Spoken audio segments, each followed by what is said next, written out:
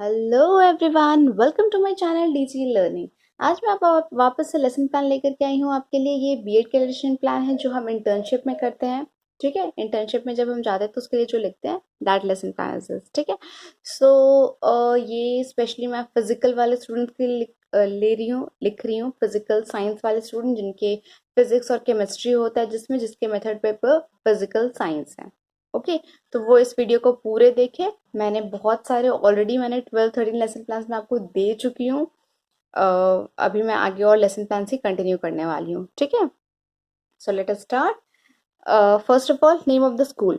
So name of the school means which school. जहाँ पे भी आप इंटर्नशिप के लिए जा रहे हो, ठीक है, वो स्कूल का नाम वहां पे लिखोगे। Next is name of the pupil teacher. Name of the pupil teacher means your name should be there. आपका नाम वहां होना चाहिए, as because you are a student in the BEd college, but you are going for the internship as a teacher. As a teacher के लिए आप as a teacher आप बच्चों को पढ़ाने जा रहे हो, so that's why it's written name of the pupil teacher. Okay, next is the roll number. Your roll number should be, यहाँ आपका रोल नंबर होगा। अब आते हैं, ये जो तीन है, ये तीन आपके लिए है। नेम ऑफ द स्कूल, जिस स्कूल में आप इंटर्नशिप के लिए जा रहे हो, your name and your roll number. Clear. अब फोर्थ से हम स्टार्ट करते हैं। ये है हमारा एक्चुअली लेसन प्लान, मीन्स किसके किसके ऊपर कौन कौन से क्लासेस एंड ऑल, ये सब देखते हैं। स्टार्ट। क्लास, कौन से क्लास? 8 की सब्जेक्ट है ये, सॉरी 8 स्टैंडर्ड की है। सब्जेक्ट क्या है? Chemistry. Topic, language of chemistry. ठीक है, सब्जेक्ट टॉपिक, देन सब topic is the valency. Now see, topic सब टॉपिक। अब आप पूछोगे इन दोनों के बीच में डिफरेंस क्या है? टॉपिक और सब टॉपिक हम क्यों लिखे? टॉपिक में ना हम चैप्टर का नाम लिखते हैं, ठीक है, will write the name of the chapter. और सब टॉपिक में हम उस टॉपिक का नाम लिखते हैं जिस टॉपिक को आज हम पढ़ाने वाले हैं। जैसे हमारा चैप्टर का नाम है या लैंग्वेज ऑफ केमिस्ट्री, और मैं लैंग्वेज ऑफ केमिस्ट्री की वैलेंसी आज पढ़ाने जा रही हूँ। तो वैलेंसी इज अ टॉपिक। एक चैप्टर में काफी सारे सब टॉपिक्स होते हैं, 4-5 टॉपिक्स होते हैं एक चैप्टर के अंदर में, है ना। सो उसमें से एक चैप्टर से सोचो आप कितने सारे लेसन प्लान्स बन जाते हैं। सो ये सब टॉपिक इज वैलेंसी। पीरियड, अब कौन से पीरियड में पढ़ाने जा रहे हो? Second period. ड्यूरेशन, कितना टाइम का है क्लास आपका? 45 मिनट्स। क्लास कितने टाइम का है, ठीक है, duration means that. Next is the teaching ads. अब हम जाएंगे तो हम खाली हाथ तो जाएंगे नहीं, बच्चों को कुछ ना कुछ तो टीचिंग एड्स वगैरह समझाने के लिए, एक्सप्लेनेशन के लिए हम लोग लेके ही जाते हैं। ऊपर से 8-9 के स्टूडेंट्स है तो एक्सपेरिमेंट्स वगैरह भी, हम रियल लाइफ एक्सपेरिमेंट्स वगैरह भी करवाते हैं, है ना। So here teaching aids will be, I have written periodic table, chart, black board and chalk. तो हम यहाँ पे पीरियडिक टेबल भी लेके जा रहे हैं as a teaching aid. Next is the teaching method. बहुत सारे मेथड्स होते हैं टीचिंग के। अगर आप थर्ड और फोर्थ सेमेस्टर में हो ना, थर्ड सेमेस्टर में दैट इज सेकेंड ईयर में, तो आप काफी सारे टीचिंग मेथड्स के बारे में पढ़े होंगे। डेमोन्स्ट्रेशन मेथड, लेक्चर मेथड, बहुत सारे मेथड्स होते हैं, ठीक है। तो हम यहाँ पे कौन कौन सा मेथड यूज करने वाले हैं? यहाँ पे इस टॉपिक में हम 3 मेथड यूज करने वाले हैं, that is lecture method, presentation method and question answer method. Lecture और प्रेजेंटेशन का मतलब तो आप समझ ही गए होंगे। क्वेश्चन आंसर्स मैंने यहाँ इसलिए लिखा है बिकॉज यहाँ पे ये साइंस सब्जेक्ट है फर्स्टली, ठीक है। साइंस के जो क्लासेस होते हैं उन्हें हम इंटरैक्टिव बनाने की कोशिश करते हैं, जितना हो सके उन्हें हम डे टू डे लाइफ से मिला जुला करके ही उसके एग्जाम्पल देने की कोशिश करते हैं। सो ये क्वेश्चन आंसर मेथड मीन्स हम बच्चों से क्वेश्चन पूछेंगे और the students will ask us the question, और हम लोग उसका आंसर देंगे या बच्चे उसके आंसर करेंगे। Clear? So that's why it's written question answer method. Next is general aim. General aim means हम जो सब्जेक्ट पढ़ा रहे हैं उस सब्जेक्ट से बच्चे क्या सीखेंगे वो हम लिखते हैं जनरल एम में, ठीक है। इस सब्जेक्ट, जैसे हम यहाँ पे कौन सब्जेक्ट पढ़ा रहे हैं? साइंस, तो साइंस से बच्चे क्या सीखेंगे वो हम यहाँ जनरल एम में डालेंगे। So general aim, first point, to develop the scientific and technical attitude in students, to make students able to understand the nature of science and technology, to develop scientific attitude amongst pupil, to create interest in science subject in students, and to develop the feeling of self-confidence and discipline in students। तो ये जो 5 point है हमारा, ये हमारा है science subject के लिए। हम जो बच्चों को जो भी सब्जेक्ट, आप किसी भी चीज के लेसन प्लान बना रहे हो, उस सब्जेक्ट से बच्चे क्या सीखेंगे वो हम यहाँ लिखेंगे। Clear? Next comes to the specific objective. Specific objective का मतलब होता है हम जो टॉपिक पढ़ा रहे हैं, जो सब टॉपिक जो हमारा मेन है, उस टॉपिक से बच्चे क्या सीखेंगे वो हम लिखते हैं स्पेसिफिक ऑब्जेक्टिव में। ठीक है. So after learning this topic, students will be able to explain valency, define the types of valency and demonstrate bond. ये 3 चीज बच्चे सीख जाएंगे हमारे टॉपिक पढ़ाने के बाद. Clear? Next comes to the previous knowledge. Previous knowledge means students know about the symbols, atomic number and electronic configuration of elements. इतना कुछ बच्चों को ऑलरेडी आता है, ये उतना कुछ ये कर चुके हैं. ठीक है.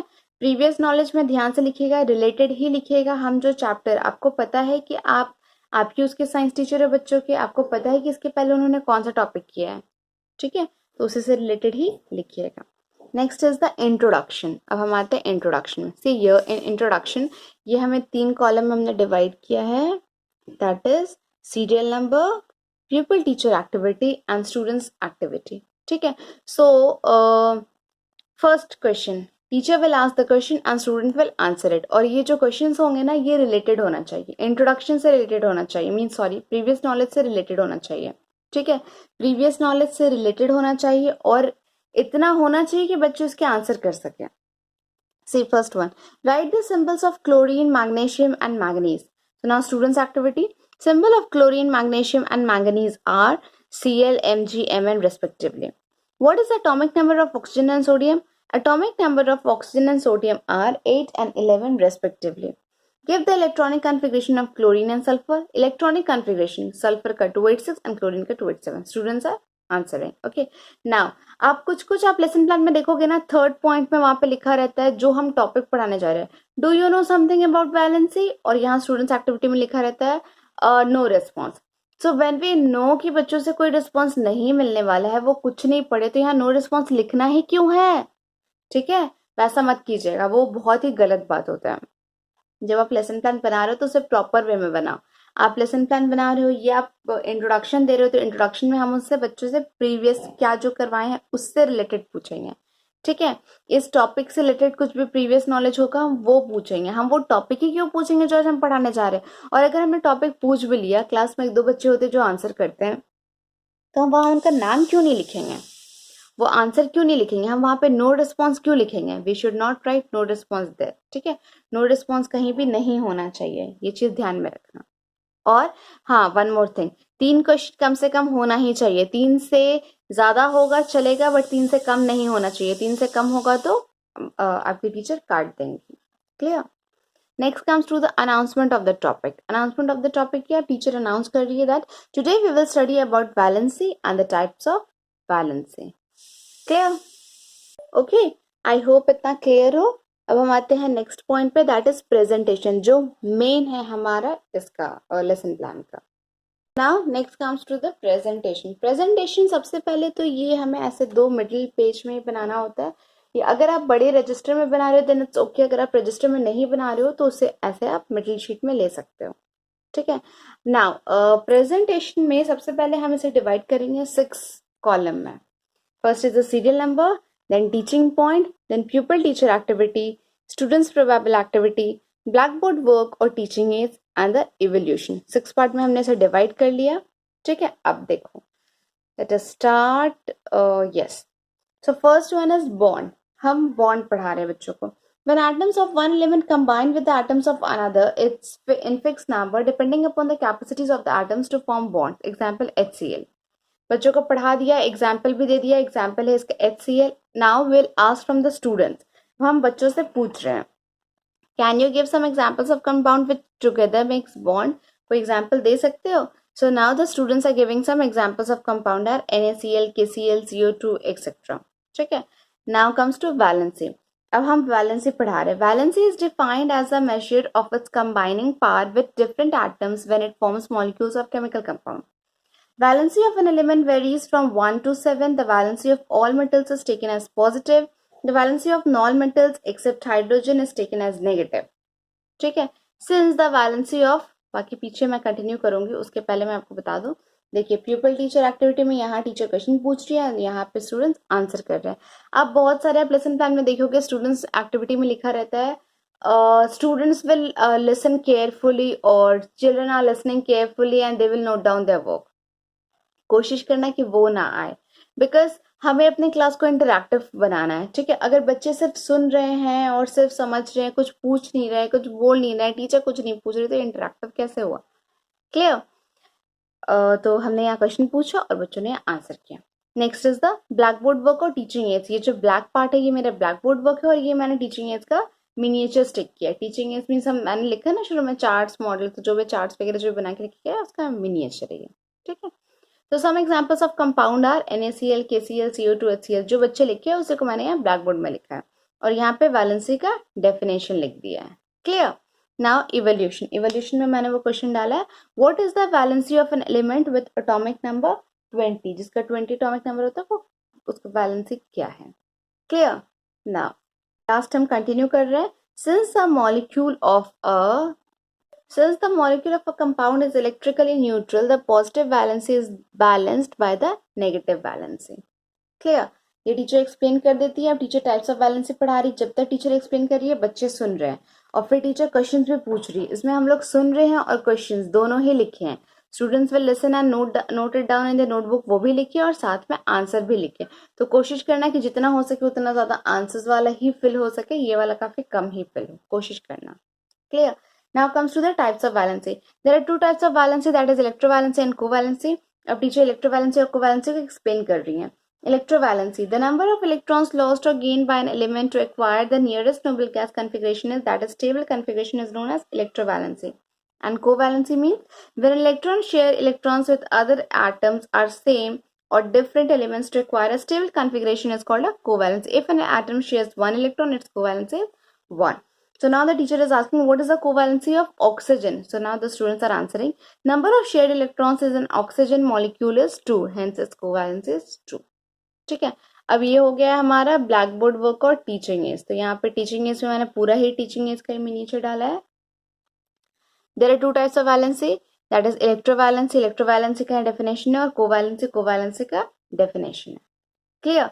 इवोल्यूशन में मैंने कुछ क्वेश्चंस लिखा है। What is the covalency of nitrogen in N2 and an element form an oxide, that is A2O5? What is the valency of the element A? Clear? Sorry. Yes. Clear? तो आप screenshot लेकर के आप इसे लिख सकते हो। अगर आप सेम टॉपिक पे बना रहे हो तो आप इसे लिख सकते हो। ओके, तो यहाँ हमारा प्रेजेंटेशन का पार्ट खत्म होता है। प्रेजेंटेशन के बाद हम आते हैं नेक्स्ट टॉपिक पे, मीन्स नेक्स्ट पॉइंट पे। नेक्स्ट पॉइंट जो है हमारा वो है रिकैप्चुलेशन। Now comes to recapitulation. So in recapitulation हम लोग जो भी पढ़े हैं उसे हम लोग एक recall करते हैं।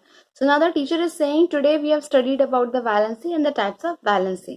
Next is the homework. Homework में कुछ questions दिया जाता है, जैसे मैं यहाँ लिखी हूँ। When an element accepts 2 electrons in its outermost shell, its valency is 2. Yes or no? And explain different types of valencies with example. ठीक है। ये था हमारा लेसन प्लान। होमवर्क जो होता है वो हमारा लास्ट पॉइंट रहता है। उसके पहले मैं आपको बता दूं कि इवोल्यूशन में जो भी क्वेश्चंस आप डाल रहे हो वो सेम क्वेश्चन होमवर्क में नहीं होना चाहिए। क्लियर? होमवर्क में जो क्वेश्चन दोगे वो इवोल्यूशन में नहीं होना चाहिए। दोनों के क्वेश्चंस डिफरेंट ही होने चाहिए। दोनों के क्वेश्चन सेम नहीं लिखोगे। एक टॉपिक में बहुत सारे क्वेश्चंस आपको मिल जाएंगे। अगर आपको बुक में नहीं मिल रहा है, आपको नेट पे भी काफी क्वेश्चंस मिल जाएंगे। ठीक है, तो कोशिश करना कि सारे क्वेश्चंस डिफरेंट हो। क्लियर? आई होप ये वीडियो आपके लिए हेल्पफुल हो। अगर आप सेम टॉपिक पे बना रहे हो तो आप इसी को कॉपी पेस्ट कर सकते हो, कोई इशू नहीं है। और अगर आप डिफरेंट टॉपिक पे बना रहे हो तो आप यहाँ से हेल्प ले सकते हो कि कैसे बनाना है, क्या करना है, वो तो मैंने एक्सप्लेन किया ही है। ठीक है, आई होप ये वीडियो आपके लिए हेल्पफुल हो। And if you like this video, और अगर ये वीडियो आपके लिए थोड़ा भी हेल्पफुल है, देन प्लीज इसे लाइक कीजिए और मेरे चैनल को सब्सक्राइब कीजिए। मैं नेक्स्ट वीडियो फिर आपके लिए नेक्स्ट लेसन प्लान के लिए लेके आऊंगी। Thank you for watching.